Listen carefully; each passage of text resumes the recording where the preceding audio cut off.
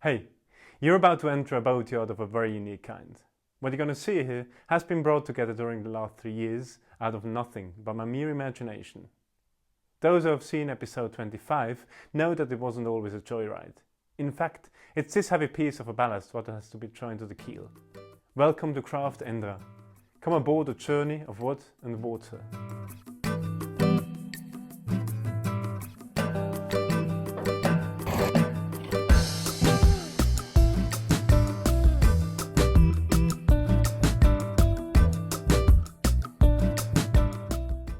Some say it's a pity to see the grain disappearing with all the joinery.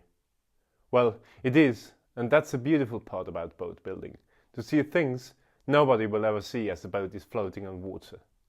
But at the end, that's what I'm working for, the adventure of sailing. The question is how to get there with excellence and not to look very odd once there. Well, I'm stuck a little longer in my workshop before I may wash away all the sawdust. And to remind what a boat is made for, I got to draw a definition line, the waterline, and then finish the paint job. Prior to that, I have to find a way to mount that heavy piece of a ballast to the keel. I guess some adaptation work will be needed. Let's tackle on. As the ballast keel was cast, my friend Davey packed it on his tiny trailer and drove it to my shop. Although it was mostly well shaped, there were a few flaws and abatements. Especially the topside had to be fed and the couple holes to be filled.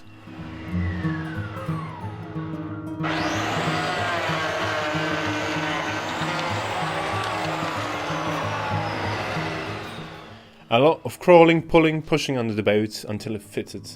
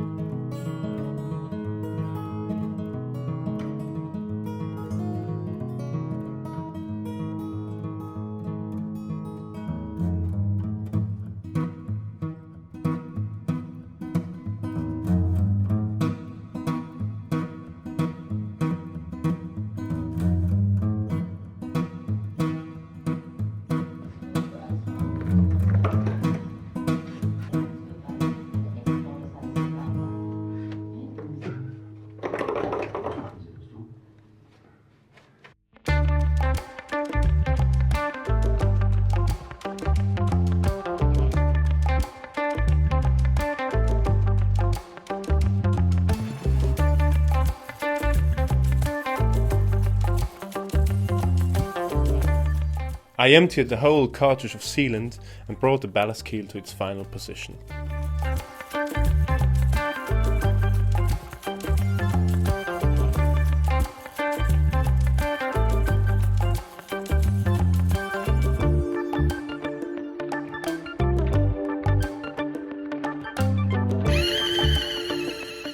Long aluminium bronze spools shall make the bonds to the yoke keel. This bronze alloy is incredibly tough. So tough that I couldn't thread it with my hand wrench. Why I had to rely on the late craftsman in town.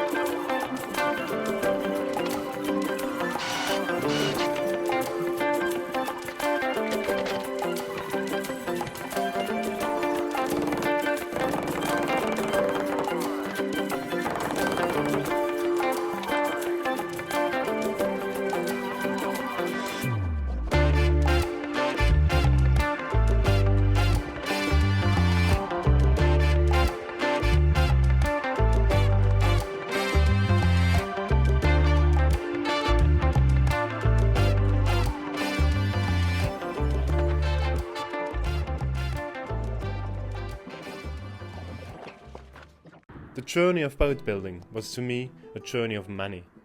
It is also a journey of overcoming myself and standing out. It's not enough to have a dream and try to make it true. It's to make it visible. This requires as much skill as joining wood, and made me feel horribly awkward when I stood before the camera the first time. Opening myself up and sharing it to the whole world made me feel even more uneasy. And yet, I'm doing it, and here I'm closing in to 1,000 subscribers. Why I want to give a big thank to all of you who are in. I try my best to improve my content, work on my stories and deliver better pictures. My boat is moving steadily near to the water, every day.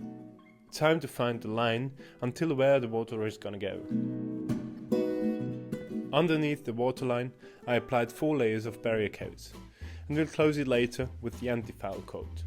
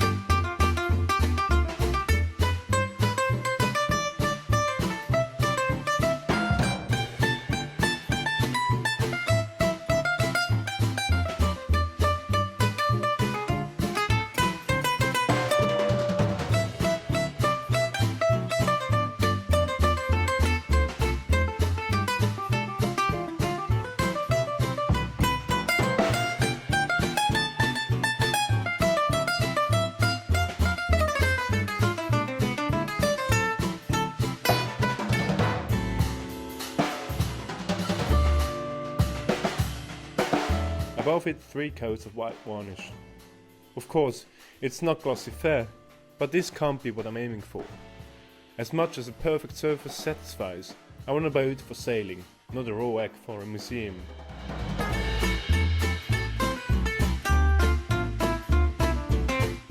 And beautifully clean and shiny it is, as I can't get my eyes off it. Another milestone reached. From here on, a different path will be taken. I have to get ready the whole machinery stuff. This is more technical and more expensive. Everything is just taking over, as usual, and every time something comes in, I spend it on the next missing piece of the puzzle. Thanks a lot for watching, and if you like to support Endra, check out the links below, where you might become the next patron. See ya!